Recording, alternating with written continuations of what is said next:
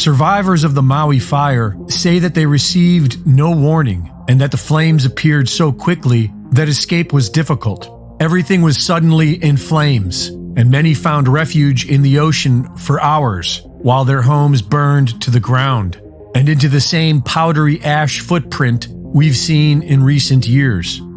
So far, it is estimated that nearly 1,000 people have died. Locals are worried this includes hundreds of children who were home due to school being canceled that day. Several people are reporting that the government is not only doing little to help, but they are blocking local efforts to do so and are not allowing local donations through, and that they are blocking life-saving medicine because it isn't federally approved. Denying people access to bring in supplies, just supplies for people to live. The government withholding every single one of our donations because we are not a part of FEMA and Red Cross. So none of this is eligible for giving out. Tell me why.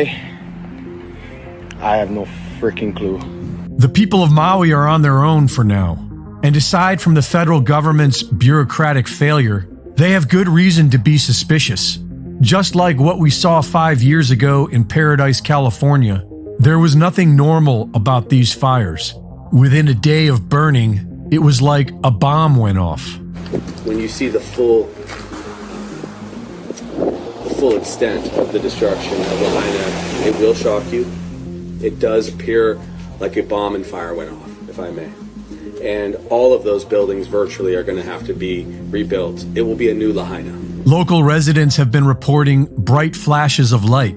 One was captured by a home security camera that appears to have been the start of the Olinda fire. Many people are saying that it was directed energy weapons. We know that most major governments already have them, and during the California fires, online weather maps recorded what looks like a laser from above, striking an area just before it bursts into flames. In his research, Dennis Mills discovered that the incendiary aluminum and barium nanodust from chemtrails is most likely fueling the ferocity of today's so-called super wildfires.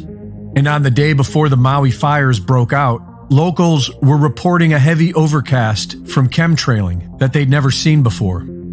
It's also interesting to note that the Maui police chief was the incident commander for the Las Vegas mass shooting in 2017. Lahaina is considered to be a historic and sacred land. It was the capital of the Kingdom of Hawaii before it was taken by the United States. It's been occupied by native Hawaiians ever since, who are defiantly opposed to the mainland outsiders who have been buying up land with no respect for local culture.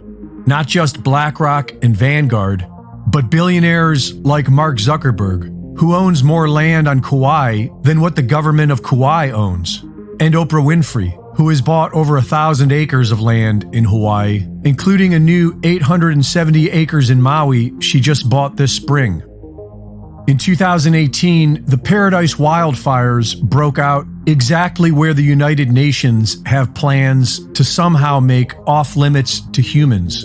And that same year, a report on wildfire prevention was published that was focused on the exact same areas in Maui where the fires just broke out.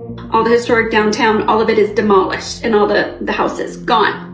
But those commercial big box stores are still there. Hawaii Governor Josh Green has been putting the World Economic Forum's Great Reset agenda ahead of Hawaiian interests. Just weeks before the fire, he unveiled an emergency proclamation on housing that eliminates the traditional Land Use Commission, allowing the government more leeway to build as they see fit, such as building 15-minute smart cities run by artificial intelligence, just like they've been planning to do in Hawaii for years. At some point, I will make a major donation after all of the smoke and ashes have settled here and we figure out what the rebuilding is going to look like. This is going to be a long and difficult process. You're going to see a lot of Phoenix stories rising from the ashes here.